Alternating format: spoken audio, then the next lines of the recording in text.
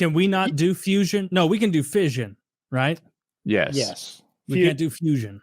Well, we can do fusion for a little while. Yeah, but we can't do real it big bombs in like a sustainable way. A fusion reactor is something they've been working on. Wait, aren't for a those long even time. fizzle bombs? Like not fusion bomb, or they're a fusion bomb? The fizzle bomb, yeah.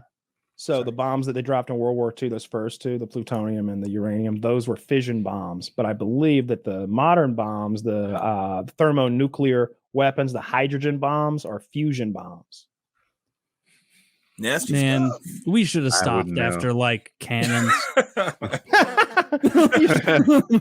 Okay, guys, let's take a break. Let's take it down a notch. They should have said, guys, everything after this, we're going into aesthetic. You can make them look cooler, you can't make them. And that's the honorable. Like, remember when the party hats on? Did you know this with like the Kingdom of England back in the day, Middle Ages? They invented the crossbow. Europe invented the crossbow, and the United Kingdom for so many years they dominated through the use of their longbowmen tactically. They were brilliant at that, and they had the best trained archers in the history of the world, or the best trained standing archers, in the history of the world, not the mounted ones. But that's what they would do. It's fucking so interesting. What they need to do is remake the movie The Day After. Do you remember that? Ooh, I remember that as a kid. That one. We're older. That was scary. The Day After is a nuclear war movie that came out on TV in the 80s, I think. And that like scared a lot of people back in the like people were committing suicide after that movie aired. Really? On TV. Yeah. It was a huge thing. The Cold War was a huge thing, and the idea of nuclear war was very real. It was 83. They would do drills in school sometimes. I didn't personally, I don't know. But nuclear war just dominated the national conversation.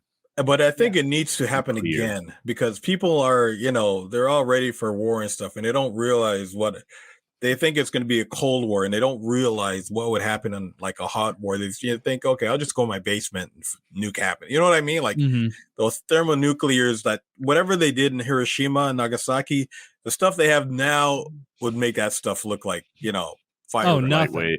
Yeah, you can see the Tsar bomb. Like, didn't Russia make the Tsar bomb like 60 years ago? And even that was like it was bigger, 300 times bigger than Fat Man or Little Boy. Yeah, and they need to make a remake of a movie to scare people back in reality. There's an even worse one called Threads from the UK when it was like a nuclear attack, and it showed the after effect of people like having mutant babies, and they're like they're trying to dig down the soil. Like I don't know. I think people need to be scared back into reality again. Everyone's a little too comfy right now. Like, oh, we're gonna take on China. I was like, bro. Like, seriously, we scared a little bit. Being like, yeah, we'll take on China and Russia and North Korea and the North Korea and the Philippines. And it's like, stop adding countries. Like, these are real places with hundreds of millions of people and real militaries. Like, we're one hand tied behind our back, and it's like, ugh. We may still be the most powerful, but I don't feel like the gap is as large as it was in the past century between us and China, Russia. And we weren't the most powerful. Well, like we won World War II by ourselves, but a big part of winning World War II was our production capability. And Russia. And Russia. Russia helped. If we were to fight them again, do we still have that manufacturing capability? No. We have no manufacturing. Yeah. That's what I'm getting at, right? What kind of war are you even talking about, though, right? Like the kind where you need goods and pieces. Are we gonna bomb their cities? Are they going to be able to bomb ours? Well, that's is that what you're talking about? Is the Pentagon going to get struck? Will what kind of war are you talking about? I mean, if we bomb their cities, they're going to bomb ours. If they bomb our cities, we're going to bomb theirs. That's how I don't think. I'll be honest. I'm not sure I'm not outside of their like ICBMs. I'm not sure they can do anything. This Ukrainian thing has made them look like a third-rate power, not like near peer. They don't strike me. They don't strike me as the people who could come over here and cause us any problems anymore. Like there's a very small group of people who can, right? Like, I mean, back when Iraq was a problem, it was like, all right. You don't think their missiles would reach us, Kyle? They have nukes, and they're the only country with more nukes than us, right? Or if you're talking about mutually assured destruction, right, where everybody shoots their nukes off, well, that's a different story, right? Yeah. We're talking about like any other kind of war. If you're talking about a conventional war, the U.S. beats Russia. Yeah, nobody wants the world. I will say though that The U.S. will have a hard time beating Russia in Russia. Just the logistics is very difficult. We're already there. 150 million people there. We're already there. What are you invading Russia? We're not gonna do that. Yeah. We're gonna bomb them until they can't do anything. That's what I'm saying. That'd be really hard to do. I believe that we would bomb Russia until they had no means of making war outside of their nukes aside. We could bomb Russia until they had no means of making war anymore. We're already there. Don't talk about getting there. We're there now. We're right across the border. So you're not talking nukes. Yeah. Okay. Yeah, of course. Yeah. If we were just like they wouldn't have an air force we would have their skies, and that's how that war would go if they fought a conventional war with us. They would never fight a conventional war with us. But I agree with Kyle 100%. It's a good idea. The war with the Ukraine, I thought they would have taken Ukraine in like a week, easy. But what's the situation?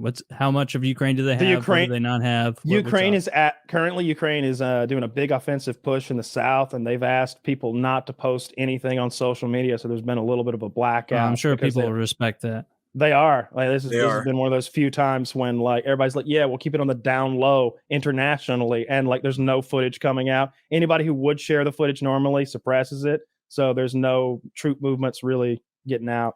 Bro, I was seeing Ukraine footage on TikTok. Yeah. Like, these guys going there and filming on TikTok and putting on some Ukraine strikes on Russian tanks and everything. Like I was seeing I was seeing everything, and now it's quiet. So he must be right. Yeah, Russia is saying the counteroffensive was a huge failure in Reuters, and so what incentive do they have to lie? They refused. Take that, Kyle. I saw that Gorbachev was denied a state funeral. He died in 91 a couple days ago. Really? Putin denied him a state funeral and refused to go. Wow. Yeah. Gorbachev. He was relevant a little before I was born. He ended the Cold War and God knows how many. We might not be here without Gorbachev. No, I was right. I was born in 91. Yeah, he was relevant a little before I was born. I remember we might not be here had it not been for the steady hand of Gorbachev being able to talk to his American peers. Oh, I was saying like that's like he hasn't been relevant in a while, and of course Putin would hate that. Like, he's not going to give him any honors. Like, that's not surprising. Is he? He's not the one. I understand what you're saying. Yeah, he's not Weinstein. Why would? Yeah, he is the Weinstein head guy. Oh, he is. Why is it that because he hasn't been relevant in a while, Putin would be less likely to give him a state funeral? I don't see the. Oh, I was making a joke about how like, oh my God, Gorbachev dying, how relevant. And then the secondary thing was like, yeah, like we shouldn't be surprised Putin wouldn't give him a good funeral. Like he tried to normalize relations with the West as much as he could. Oh. And so Putin would see that as like, fuck you, dude. Like, no, you're not getting anything from me. He lost the Soviet Union. Yeah. The Soviet Union died under Gorbachev. Yeah, because they were starving. That's why Gorbachev. Yeah, so Putin would abhor that. Putin's pro-Soviet Union. Yes, absolutely, he is. Or Russian Empire. That's what he's doing right now. Like he's fighting to pull a little bit of the gang back together. Yeah, it's not going so well. No, we're in the beginning of the movie where Putin shows up to Belarus and Belarus is shooting hoops and he's like, I've got a job for you. And then he stops shooting and he goes, oh, I'm in.